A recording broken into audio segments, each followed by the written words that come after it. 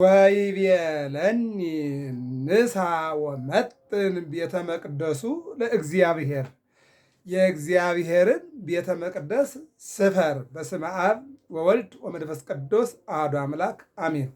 በዓለም ላይ የምትኖሩ ኦርቶዶክሳውያን የእግዚአብሔር ልጆች ሰላም እግዚአብሔር ይብዛላችሁ። ራዕየ ዮሐንስ ትርጓሜ ምዕራፍ 11። እንግዲህ እንደሚታወቀው የዮሐንስ ራእይ ትርጓሜ ከምዕራፍ 1 እስከ ምዕራፍ 10 ተማምረን አሁን 11ኛው ላይ ደርሰናል። የጊዜ ባለቤት እግዚአብሔር አምላክ ጊዜን ፈቅዶና ወዶ እንድንነጋገርና እንድንማማር ስላደረገ ስሙ ለዘላለም የከበረና የተመሰገነ ይሁን። ዛሬ ይልቁንም የካቲት 27 ቀን ዕለተ ዓርብ የዕለተ ስቅለት ማስታወሻ የስቅለቱ ማስታወሻ ነውና በዚህ በማቴዎስ ወንጌል ምዕራፍ 8 ላይ ዘኢጾረ መስቀለ ሞቱ ይክድ ይጸመደኒ፣ መስቀሉን ተሸክሞ የማይከተለኝ የኔ ሊሆን አይገባውም ብሎ በተናገረው አምላካዊ ቃል መሰረት መስቀል ማለት ፍቅር ነው። አዎ ፍቅር የሌለው ሰው እግዚአብሔርን መከተል አይችልም። መስቀል ማለት ይቅርታ ነው። ይቅርታ ያላደረገ ሰው የእግዚአብሔር ሊሆንና እግዚአብሔርን መከተል አይቻለውም። መስቀል ማለት መከራ ነው። በሃይማኖቱ መከራን ያልቻለ፣ ረሃብን ያልቻለ፣ ጽምን ያልቻለ የእግዚአብሔር ሊሆን ይክል ይጸመደኒ ያገለግለኝ ዘንድ አይችልም። በፍቅር የማይኖር ሰው ያገለግለኝ ዘንድ አይችልም። በሰላም የማይኖር ሰው፣ ሰላምን የማይሻ ሰው ይክል ይጸመደኒ ሊያገለግለኝ አይገባውም። ይልቁንም ይቅርታን ያላደረገ፣ ይቅርታ ገንዘቡ ያልሆነለት ሰው ይክል ይጸመደኒ ሊያገለግለኝ አይገባውም። ሳል ይዞ ስርቆት፣ ቂም ይዞ ጸሎት አይሆንምና በምጾሙ ጊዜ፣ በምጸልዩ ጊዜ፣ በምሰግዱ ጊዜ ይቅርታ አድርጋችሁ ንስሐ ገብታችሁ ሰላምን፣ ፍቅርን እነሆ ገንዘብ አድርጋችሁ ይላል። ይክል ይጸመደኒ። መጾም ማለት ከእግዚአብሔር ጋር መኖር ነው። መጾም ማለት እንደ መላእክት እግዚአብሔርን ማመስገን ነው። መጾም ማለት የሥጋ ፍላጎትን አድክሞ ነፍሳዊ ባህሪን ከፍ ማድረግ ነው። ስለዚህ በዚህ በዕለተ ዓርብ በዚህ በየካቲት 27 ቀን የምናስበው ነገር ቢኖር የጌታችን የመድኃኒታችን ኢየሱስ ክርስቶስ አልቦ ዘያቢም ዝንቱ ፍቅር ዘያቢ አልቦም ዝንቱ ፍቅር፣ ከዚህ የሚበልጥ ፍቅር ለማንም የለውም። ስለ ወዳጆቹ፣ ስለ ወገኖቹ፣ ስለ ሕዝቡ ሲል በመስቀል ላይ ተንጠልጥሎ በሚስማር ተቀኖ ተደርጎ እንዲሁም በጦር ተወግቶ በጅራፍ ተገርፎ ስጋውን ቆርሶ ደሙን አፍሶ ዓለምን ማዳኑ አድኅኖተ ዓለምን መፈጸሙን የምናስብበት ቀን ነውና ምንድን ነው የሚለው? በዚህ በቤተ ክርስቲያናችን አስተምሮ ሁል ጊዜ ሊቃውንቱ የሚናገሩት ቃለ እግዚአብሔር አለ። ምን ይላል? ጻማ መስቀሉ ለክርስቶስ፣ ክርስቶስ የደከመበት አንድም በመስቀል ላይ ክርስቶስ ያሳለፈው ድካም አራያ ኮነ ለኩሉ፣ ለሁሉ አራያ ነው፣ ለሁሉ አስተማሪ ነው ይልና ለምን ካላችሁኝ አንዱ ስለ ብዙዎቹ በመስቀል ላይ ተንጠልጥሎ ሞቷልና። ሙሴ በምድረ በዳ አርዌ ብርትን ሰቅሎ እስራኤላውያንን እስራኤል ዘሥጋን እንዳዳነ መድኃኔ ዓለም በቀራንዮ ተሰቅሎ ዓለሙን አድኗልና። ስለዚህ እነሆ አርአያ ኮነ ለኩሉ ጻድቃን ወሰማዕት ኪያሁ ተወከሉ። ከዚህ የተነሳም ይላል ጻድቃንም ሰማዕታትም በሱ ተወክለው አንድም እሱን ታምነው ከንጽ ጠብቀው ቅድስና ጠብቀው ሃይማኖታቸውን አውቀው ቤተክርስቲያናቸውን አውቀው እነሆ ያገለግላሉ። ይክል ይጸመደኒ፣ ከዚህ ውጭ የሆነ ሁሉ ሊያገለግለኝ አይችልም ይላል። ስለዚህ አሁን እነሆ ያለንበት አብይ ጾም ታላቁ ጾም ምኩራብ ነው። ምኩራብ ማለት ቤተ መቅደስ ማለት ነው። ቤተ መቅደስ ማለት ዓለም የእግዚአብሔር ማደሪያ ናት። እኛ የእግዚአብሔር ማደሪያ ቤተ መቅደሶች ነን። ቤተ ክርስቲያን የእግዚአብሔር ቤተ መቅደስ ነው። ሁሉም በንጽህና በቅድስና እግዚአብሔርን እንዲያገለግለው ይፈልጋል። ይክል ይጸመደኒ። ከዚህ ውጭ የሆነ ዓለምም ቢሆን የሰው ልጅም ቢሆን ቤተ ክርስቲያንም ብትሆን እነሆ የሐዋርያው ቅዱስ ጳውሎስ በሁለተኛ ቆሮንቶስ ላይ ምን ይላል? የእግዚአብሔርን ቤተ መቅደስ ከጣዖት ጋራ፣ የእግዚአብሔርን ጽላት ከጣዖት ጋራ፣ እግዚአብሔርን ከቤልሆር ጋራ፣ ጨለማን ከብርሃን ጋራ፣ ጽድቅን ከኃጢአት ጋራ ይሉ እውነትን ከውሸት ጋራ አንድ የሚያደርግ ማን ነው ይለናል። እና በዚህ በጾሙ ሰዓት እግዚአብሔርን አይተን በማቴዎስ ወንጌል ምዕራፍ 6 እንደተቀመጠው ምንድን ነው? ስትጾሙ እግዚአብሔርን እንጂ ሰውን አትመልከቱ። ስትጾሙ የጸኑትን አስቡ። ያቋረጡትንና የተዉትን ሳይሆን የጸኑትን አስባችሁ እንድትጾሙ ይለናልና የበረቱትን አይተን እንድንበረታ የአምላካችን የእግዚአብሔር መልካም ፈቃዱ ይሆንልን። ራእየ ዮሐንስ የዮሐንስ ራእይ ትንቢተ ዮሐንስ የዮሐንስ የአዲስ ኪዳን ትንቢት እነሆ ምዕራፍ 11 ላይ እንዲህ ይለናል። እሱን እንመለከታለን። የጊዜ ባለቤት እግዚአብሔር ሁላችንንም እንዲባረከን መልካም ፈቃዱ ይሆንልን። እንዲህ ይላል ወመጠወኒ እለተ ወርቅ ዘመጠነ በትር ብትር የሚያህል የወርቅ ዘንግ ሰጠኝ ይላል። ብትር የሚያህል የወርቅ ዘንግ ሰጠኝ ይላል። ማን ነው? ቅዱስ ዮሐንስ።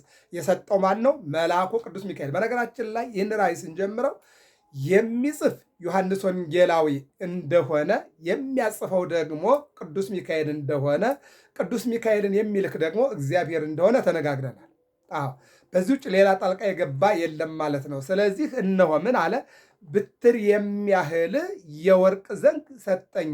ሀተታ ብትር ወይም ብትር የሚቆረጥ ወይም ደግሞ የሚቆርጥ ሰው ወይም የሚቆረጥ በሰው ቁመት ልክ ነው። አዎ አንድ ሰው ብትር የሚቆርጥ በሰው ልክ ነው። አንድም ብትር የሚቆረጠው በሰው ልክ ነው ማለት ከሰውየው ቁመት በላይ መሆን የለበትም ማለት ነው። ይህንን ይናገራል። ምን ይላል? ብትር የሚያህል 3 ክንድ ማለት ነው ባጭሩ። የሰው ቁመት 3 ክንድ ነው ይባላል አይደል? አዎ።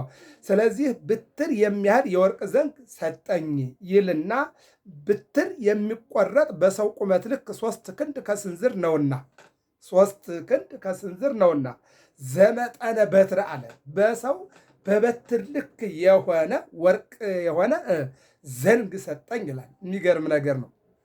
ዘንግ ሰጠኝ ይልና ወይቤለኒ ንሳ ወመጥን ቤተ መቅደሱ ለእግዚአብሔር። ወይቤለኒ ንሳ ወመጥን ቤተ መቅደሱ ለእግዚአብሔር ምን ማለት ነው? የእንካ ቤተ መቅደሱን ስፈር፣ በሜትር ማለት ነው። እንካ ቤተ መቅደሱን ስፈር። በነገራችን ላይ ዛሬ 500፣ 700፣ 1000፣ 1500 ቤተ መቅደሶቹ በሜትር ነው የሚሰሩት። አሁን መነሻ ካልን ትንሹ 300 ሜትር ሊሆን ይችላል አይደለ? አሁን እንደ አዲስ አበባ ብንሄድ 5900 ሜትር ላይ ያረፈ ቤተክርስቲያን አለ። ይሄ በጣም በአፍሪካ አንደኛ ነው ማለት እንችላለን። በአፍሪካ በኢትዮጵያ ያው ትልቅ ነው፣ በአፍሪካ ራሱ ማለት ነው። ኢትዮጵያ ላይ ለምሳሌ አሁን እነ ቦሌ መድኃኔዓለምን ስንወስድ 3000 አካባቢ ናቸው። እነዚህ የሚስን ስንወስድም እንደገና ሌሎችም ደግሞ አንዳንዶችን ስንወስድ 3000 አለ፣ 4000፣ 5000 አለ። አሁን ጣራው ግን አሁን ላይ እንደ አዲስ አበባ ያለው 5900 ሜትር ላይ የወደቀው ወይም ደግሞ ያረፈ ህንፃ አለ አዲስ አበባ ላይ ማለት ነው። ትልቅ ህንፃ፣ በጣም ግዙፍ ህንፃ ማለት ነው። ስለዚህ አሁን ምን አለ? ወይቤለኒ ንሳ ወመጥን ቤተ መቅደሱ ለእግዚአብሔር፣ የእግዚአብሔርን ቤተ መቅደስ ለካ መጥን አለኝ። አንድም እንካ ቤተ መቅደስን ስፈር አለኝ። በነገራችን ላይ ሀገር መሬት ይሰፈራል። ኢያሱ መጽሐፈ ኢያሱ ምዕራፍ 10 ላይ ወኢያሱኒ በገባኦን ፀሐይ አቀመ፣ ህዝቡን ይዞ ከተሻገረ በኋላ ርስት እንዲያካፍል እግዚአብሔር ኢያሱን አዘዘው። ሲያካፍል ለ10 በፀሐይ ጊዜ አካፍሎ ሲጨርስ 2 ነገድ ቀረበት። ወደ እግዚአብሔር እንዲህ አለ፣ እግዚአብሔር ወይ አዳላ እንዳልባል ይልቁንም ደግሞ የአንተ የአምላክነት ስጦታ ሁሉን አንድ አድርገህ ማየት ነውና ለ10 ርስት አካፍዬ 2ቱ ቢቀሩ ጥሩ ስለማይሆን ለ2ቱ አካፍዬ ለ12ቱም ርስትን አካፍዬ እስከምጨርስ ድረስ ፀሐይ ባለችበት እንድትቆም ጨረቃም ባለችበት እንድትዘገይ ፈቃድ ይሁን አለ። አየው፣ ይህን ብሎ ሲጨርስ እግዚአብሔር ምን አለ? ለእኔ አይደለም ለሕዝቤ ነውና እንደ ፈቃድህ ፀሐይ ትቁምልህ አለው። ፀሐይ በገባኦን ጨረቃም በኤላም ወንዝ ላይ ቆመች። ኢያሱ ለ12ቱም ሰፍሮ አካፈለ ማለት ነው። አዎ ሰፍሮ አካፈለ። በሌላ መልኩ ለምሳሌ ኤልያስ እንደኛ ሰው ነው፣ ነገር ግን ዝናምን አቁሟል። ይሄ ከስነ ተፈጥሮ ውጭ ነው። አዎ እና አቡነ አሮን ፀሐይን አቁመዋል። እነ ዜና ማርቆስ ፀሐይን አቁመዋል። አቁመው እነሱ ስራቸው እንዲሰሩ አድርገዋል ማለት ነው። ስለዚህ ምንድን ያለ ስፈር አለው። አሁን በእኛም በሀገራችን መሬት ተሰፍሯል። መንግስታት በተቀያየሩ ቁጥር ምን ይሆናል? መሬት ይሰፈራል፣ ህዝብ ይቆጠራል። ይሄ አስቀድሞ የነበረ ወደፊትም የሚኖር ነው ማለት ነው። ህዝቡን የሚቆጥሩት ያላቸውን ህዝብ ለማወቅ ነው። መሬት የሚሰፍሩት እነሆ የተበደለንና ያልተበደለን የደረሰውንና ያልደረሰውን የህዝብን ተደራሽነት ለማድረስ ሲሉ ነው ማለት ነው። እና ይህን ምን አለ? ወምስዋኦ ቅድስቱን አለ ወሀበሂ ይሰግድ ሁለቱ ምንድን ነው? ቤተ መቅደሱን ስፈር አለ፣ ቅድስቱን ስፈር አለ፣ ማህሌቱን ስፈር አለ። ምን ማለት ነው? ወባቲ ለዛቲ ቤተ ክርስቲያን ስርዓተ መላእክት አርአያ ዘበሰማያት ቤተ ክርስቲያን ስተት ትሜስል በጽርሐ አርያም ዘላዕሉ አባ ጊዮርጊስ ዘጋስጫ ቤተ ክርስቲያን የመላእክትን ከተማ ትመስላለች።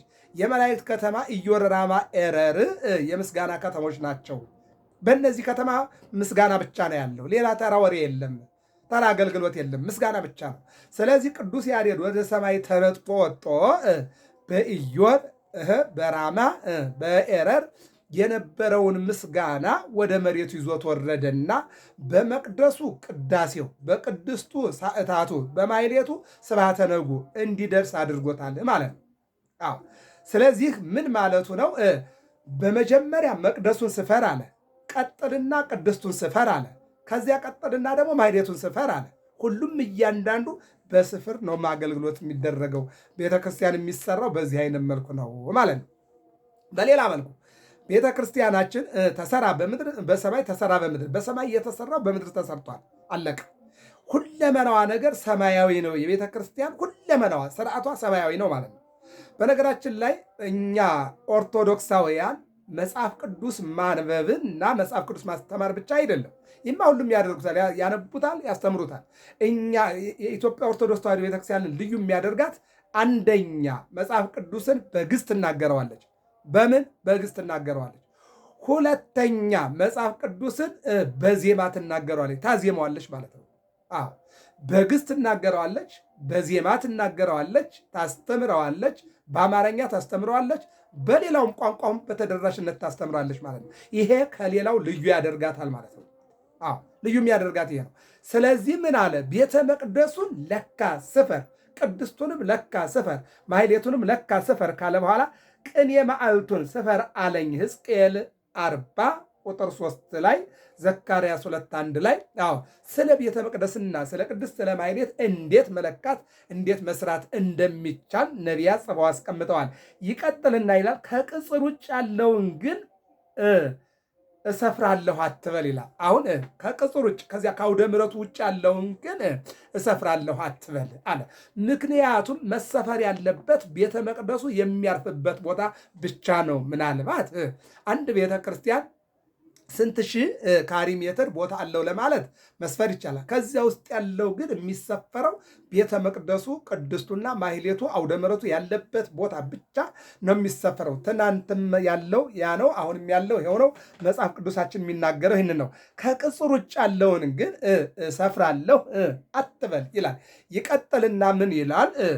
እስመ ተውህበት ለአሕዛብ በዛ ሀገር ቅድስት ምእመናን በዙሪያው ተሳፍረው ሊሰፍሩባት ታዝዟልና በቤተ ክርስቲያን ዙሪያ ላይ ኦርክዋ ወርኢኩ ስነ ህንጽሐነ ቤተ ክርስቲያን። አዎ ምዕመናን ዙሪያዋን ይዞራሉ፣ በዙሪያዋ ይኖራሉና በእነሱ መኖሪያ አለ ስላለ ውጩን አትስፈር፣ የእነሱ መኖሪያ ሊሆን ስለሚችል ይልና ከቤተ መቅደሱና ከማሕሌቱ ከቅድስቱ ለያንን የካህናት መኖሪያ፣ የመነኮሳት መኖሪያ፣ የሊቃውንት መኖሪያ። አየህ ቤተ ክርስቲያን ስትሰራ ሶስት ነገር ግድ ነው። አንደኛ ቤተ ክርስቲያን፣ ሁለተኛ ቤተልሔም፣ ሶስተኛ ደጀ ሰላም። አየው ከዚህ በኋላ የካህናት መኖሪያና ሌላም ነገር ይሰራል።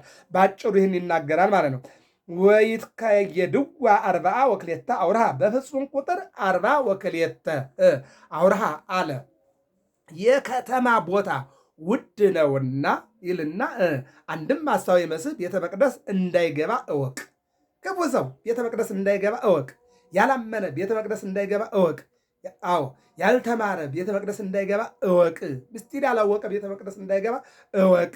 ወአጸደሰ ከከተማው ግን አይገባም አትበል። አዎ ሰው በከተማ ሊያልፍ ይችላል፣ በከተማ ሊኖር ይችላል፣ በከተማ ሊቀመጥ ይችላል። ወደ ቤተ መቅደስ ግን የሚገቡ የመቅደሱ ባለቤት የሆኑት ናቸው። አዎ እመቤታችን በ3 ዓመቷ ወደ ቤተ መቅደስ ስትገባ መቅደሷ ወደ መቅደስ ገባች ይላል አይደል? አዎ ክርስቲያኖች የእግዚአብሔር ቤተ መቅደሶች ናቸው። አሁን እኛ ወደ መቅደስ ስንገባ አዎ መቅደሶቹ ወደ መቅደስ ገቡ ነው አይደል እንዴ? አዎ የኛ የመጀመሪያው ቤተ መቅደስ ነው። ቀጥሎ ደግሞ ሁለተኛው የምናየው ቤተ መቅደስ ነው። ስለዚህ የእኛ ሰውነት እኮ የኃጢአት መናኸሪያ ስለሆነ እንጂ የእግዚአብሔር ቤተ መቅደሶች ነው። እኛ ወደ ቤተ መቅደስ ስንገባ መቅደሶቹ ወደ መቅደስ ገቡ ነው። አለቀ። ሌላ ቋንቋ የለም። ይህን ነው የሚናገረው። ቀጠለና ምን አለ? እስመተ ውበት ከቢታንያ እስከ ደብረ ዘይት ተሳፍረው ሊሳፈሩባት ታዘዋልና። አዎ ከደብረ ዘይት እስከ ቢታንያ፣ ከቢታንያ እስከ ደብረ ዘይት ተሳፍረው ሊሄዱባትና ሊጓዙባት ተጠርተዋልና አንድም ተፈቅዶላቸዋልና በከተማ አይኑሩ አትበል። በቤተ መቅደስ ግን የሚኖሩ የተመረጡ ቅዱሳት ለቅዱሳን ለተቀደሱት ቅዱስ የሆነ ቦታ ለቅዱሳን ቅድስት የሆነች ቦታ ያስፈልጋቸዋል። ለቅዱሳን ቅድስት የሆነችና ድንግል ማርያም ለቅዱሳን ቅዱስ የሆነው እግዚአብሔር። ለዚህ ነው ዘሌዋውያን ላይና በቅዱስ ጴጥሮስ መልእክት ላይ እኔ እግዚአብሔር ቅዱስ ነኝና እናንተም ቅዱሳን ሁኑ ብሎ እግዚአብሔር የተናገረው።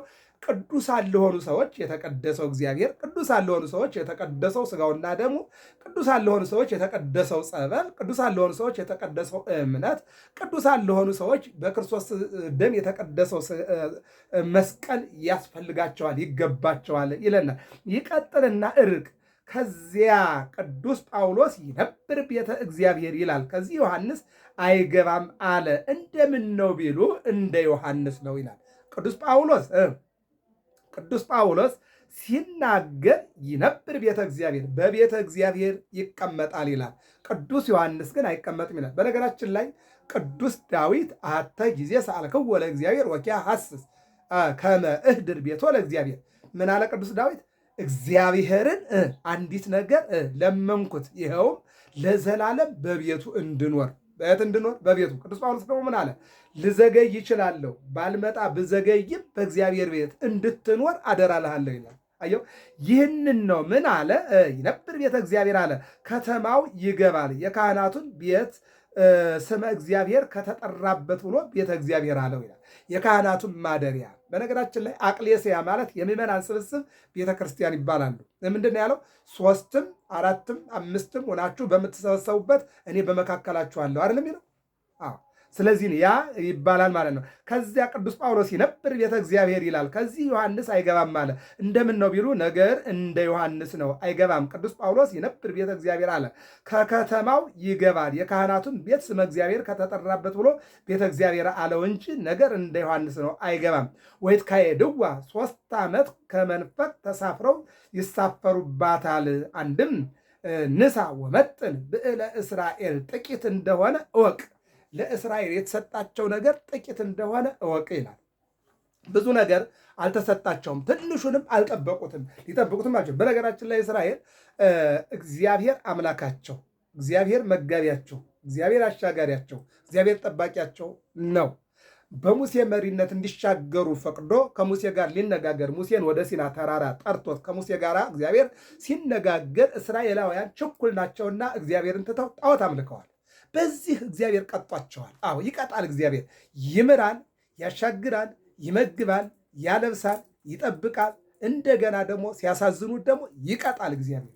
አዎ ሲቀጣ ደግሞ ዝሙራል። አንድ ጊዜ በረሃብ ይቀጣል፣ አንድ ጊዜ በጽም ይቀጣል፣ አንድ ጊዜ በስደት ይቀጣል፣ አንድ ጊዜ በወርቅ በበሽታ ይቀጣል፣ አንድ ጊዜ ለጠላት አሳልፎ በመስጠት እግዚአብሔር ይቀጣል ማለት ነው። ይህን ነው የሚናገረው። እስመ ተውህበት ይላል ብዕል ለአሕዛብ ብዕል ተሰጧልና፣ አንድም እስራኤል ጥቂት እንደሆኑ እወቅ፣ አሕዛብ ግን ጥቂቶች ናቸው አትበል፣ ብዛት ለአሕዛብ ተሰጧቸዋልና። አዎ ብዕል ለአሕዛብ አዎ ሀብት ተሰጧቸዋል፣ እምነት ለክርስቲያኖች ተሰጧቸዋል ይላል። አዎ እስራኤል እነሆ ጥቂት ናቸው። አሁንም በምናየው ደረጃ ላይ ለምሳሌ አሁን ግብፅ ብንሄድ ግብፅ ከ80ው 20% ኦርቶዶክስ ነው፣ 80% ግን ሌላ ነው። እነዚህ 20%ቶች ግን በመንበረ ማርቆስ ይልቁንም በአባ እንጦንስና በአባ መቃርስ የተመከሩና የተዋቡ ይልቁንም መድኃኔ ዓለም ጣዖታትን ቀጥቅጦ ጥሎ ግብፅን ባርኮ ገዳማት እንዲኖሩ ክርስቲያኖች እንዲጸኑ ስላደረገ በትንሽ ሕዝብ ጸንታ የምትኖር ሀገር ግብፅ ናት ማለት ነው። ወደ እስራኤልን ብንሄድ እስራኤል ትንሽ ቁጥር ነው ያላት። ነገር ግን ኃይለ እግዚአብሔር በሷ ላይ ስላለ እንደምንመለከታት ከብዙ ኃያላን ሀገሮች ጋር ስትዋጋና ስታገል እናያታለን። ለምን ከተባለ እስራኤል አጠፋም። ለምን? ጠባቂዋና አሻጋሪዋ እግዚአብሔር ስለሆነ ማለት ነው። አየው፣ በእስራኤል በኢየሩሳሌም ተወልዷል፣ በኢየሩሳሌም አድጓል፣ በኢየሩሳሌም ተጠምቋል፣ በኢየሩሳሌም አስተምሯል፣ በኢየሩሳሌም ተሰቅሏል፣ በኢየሩሳሌም ተቀብሯል፣ በኢየሩሳሌም ተነስቷል፣ በኢየሩሳሌም አርጓል። የዚህ ባለቤት ኢየሩሳሌም ናት፣ እስራኤል ናት። ስለዚህ ያችን ሀገር አነሰች ብለህ አትንቃትም። አዎ እግዚአብሔር አብሯት ስላለ ማለት ነው። አየው፣ ጎልያድንና ዳዊትን ማየት ነው። ዳዊትን ማናቀው? ጎልያድ ናቀው። የናቀ ይናቃልና ዳዊት ጎልያድን ገድሎ እንዲናቅ አድርጎታል ማለት ነው። ይህን ማሰብ ያስፈልጋል ማለት ነው። ለአሕዛብ ተሰጥቷልና አንድም እመቤታችን እንበለ ዘር እንበለ ሩካቤ እንድትወልድ እወቅ። ሌሎች ሴቶች ግን እንበለ ዘር እንበለ ሩካቤ ይወልዳሉ አትበል። አዎ እመቤታችን እንበለ ዘር እንበለ ሩካቤ ትወልዳለች በል። ሌሎች ግን እንበለ ዘር እንበለ ሩካቤ ይወልዳሉ ብለህ እንዳታስተምር። ምክንያቱም መውለድ የሚችሉት በዘርና በሩካቤ ነው። እመቤታችን ግን እንበለ ዘርና እንበለ ሩካቤ ቃልን ጸንሳ ቃልን ወልዳ መድኃኔ ዓለምን ለዓለም ሰጣለችና ይህን ተናገር ነው የሚለው። ምን ይላል? ሌሎች ሴቶች ግን እንበለ ዘር እንበለ ሩካቤ ይወልዳሉ አትበል፣ በዘር በሩካቤ ሊወልዱ ታዟልና። አንድም በጌታ በመለኮቱ ሕማም ሞት እንደሌለበት እወቅ፣ በሰውነቱ ግን ሕማም ሞት የለበትም አትበል። አዎ አየው፣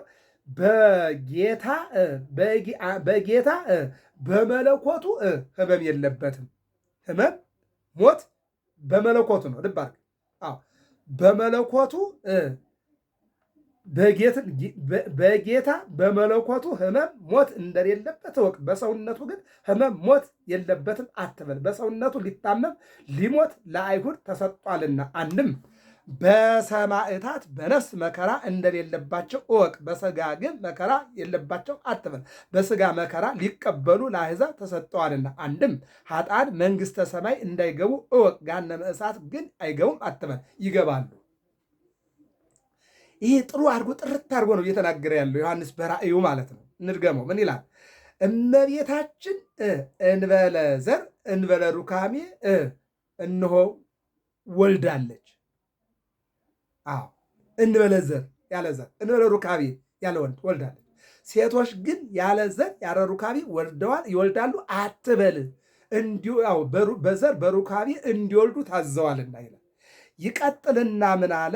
በጌታ በመለኮቱ ሕመምና ሞት እንደሌለበት እወቅ፣ በሰውነቱ ግን ሕመም መከራ፣ ጭንቀት፣ ሞት አለበት። በሰውነቱ ሊታመም ሊሞት ለአይሁድ አሳልፎ ራሱ ሰጥቷልና። አንድም ሰማዕታት በነፍስ መከራ እንደሌለባቸው እወቅ፣ በነፍሳቸው መከራ የለባቸውም። በሥጋ ግን መከራ የለባቸው አትበል፣ በሥጋ መከራ ሊቀበሉ ለአሕዛብ ተሰጠዋልና። ይህን ይናገርና ምን ይላል? አንድም ኃጥአን መንግሥተ ሰማይ እንዳይገቡ እወቅ፣ ገሃነመ እሳት ግን አይገቡም አትበል፣ ገሃነመ እሳት ሊገቡ ታዟልና። አንድም ቤተ መቅደስ ተባርኮ እንዲሰራ እወቅ፣ ሌሎቹ ምኩራባት ግን ተባርከው ይሰራሉ አትበል። ሳይባረኩ እንዲሰሩ ታዟልና። ምስጢሩ ደግሞ በነጠበበት ቤተ መቅደስ እንዲሰራ ማለት ነው። የፊተኛውን ይዞ ይሄዳል። ይከይድዋ ወይም ደግሞ ይከይድወም ይላል። ይከይድወን ጉዞን ነው፣ መራመድ፣ የትናንቱን ይዞ መጓዝ፣ በትናንቱ መሄድ። ሐዋርያት ተለው አሰሮ፣ ሐዋርያት ዱካውን ተከትለው ሄዱ። ወይትካየድዋ ወይከይድዋ ወይከይዱ እያለ ሊያመጣው ይችላል፣ ያመጣዋል ማለት ነው። በአጭሩ ግን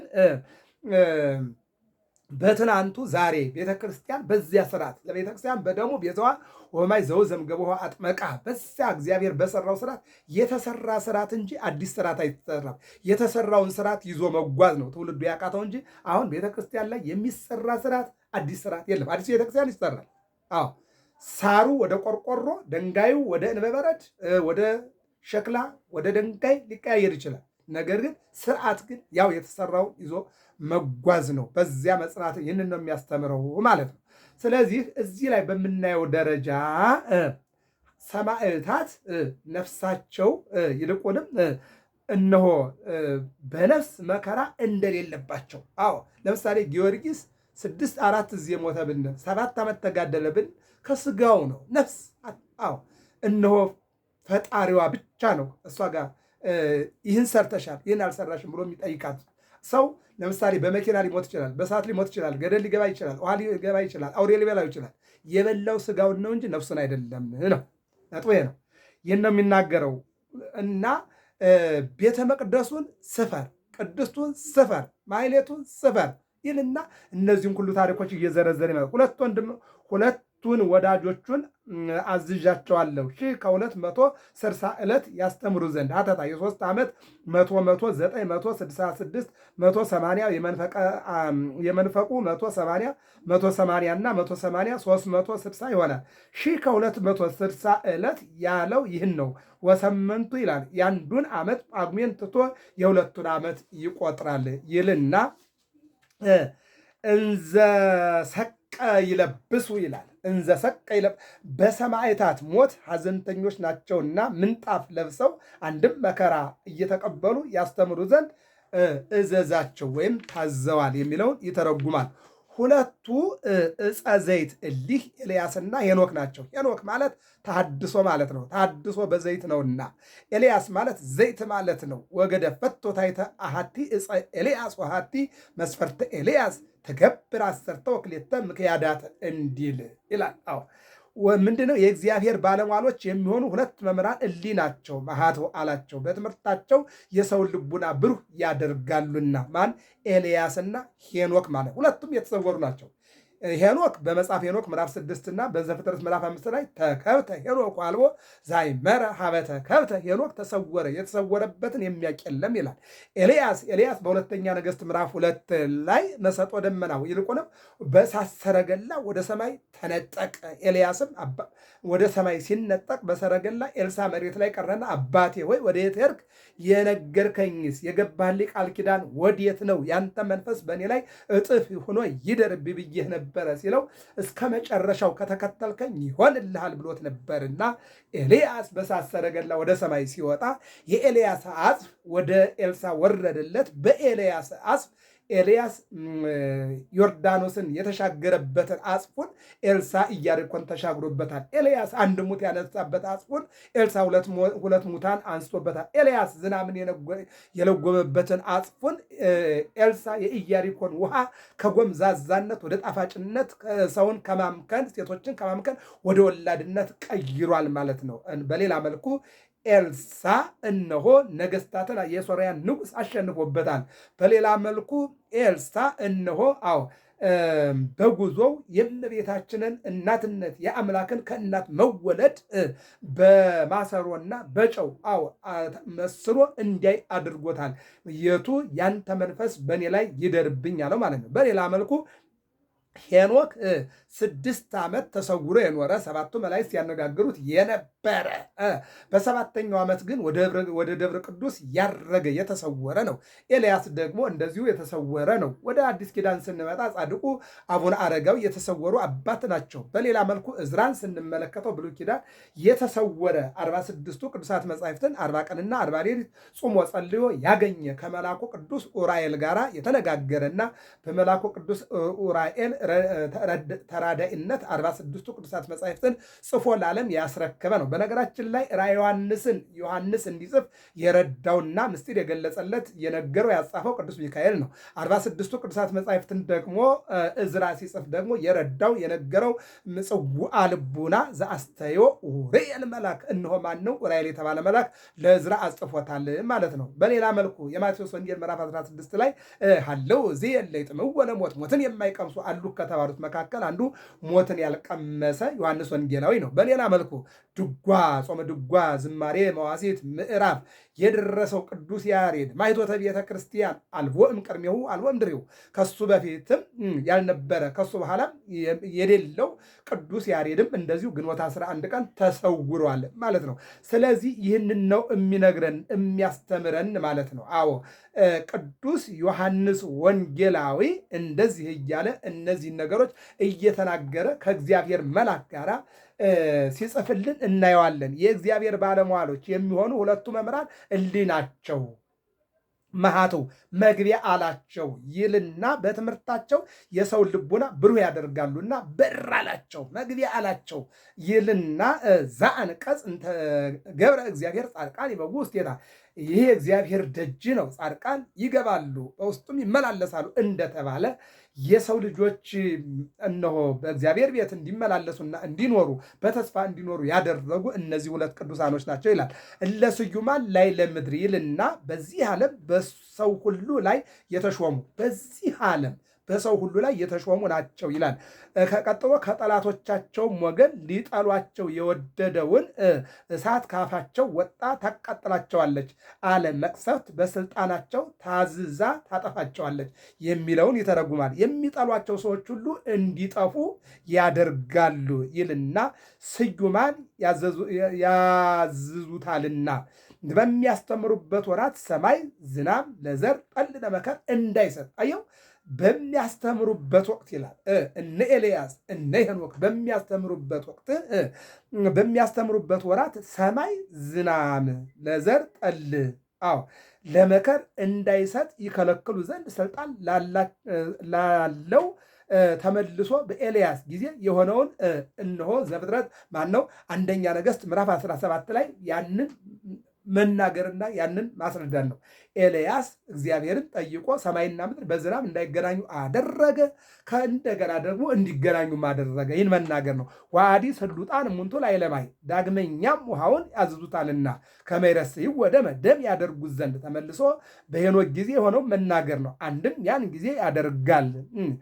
ሄኖክም ሙሴም ውሃውን ደም አድርገው ሰዎችን ቀጠዋል የሚለውን ነገር የወደዱትን ያህል መቅሰፍት እያመጡ በሰው መከራ ያጸናሉ። ገብረ መስቀል ሚዲያ ነው። ሰብስክራይብ፣ ላይክ፣ ሼር አድርጉ። የዮሐንስ ራእይ ምዕራፍ 11 ከቁጥር 1 እስከ 7 ያለው ይህን ይመስላል። 7 ላይ እንቀጥላለን። ስለነበረኝ ጊዜ አምላካችን እግዚአብሔር ስሙ ለዘላለም የከበረና የተመሰገነ ይሁን። አሁን ምኩራብን ጨርሰን ወደ መጻጉዕ ልንገባ ነው። ወደ 4ኛው ሰንበት ማለት ነው። የጊዜ ባለቤት እግዚአብሔር ሁላችንም እንዲባርከን መልካም ፈቃዱ ይሁንልን። መልካም ምሽት ይሁንልን።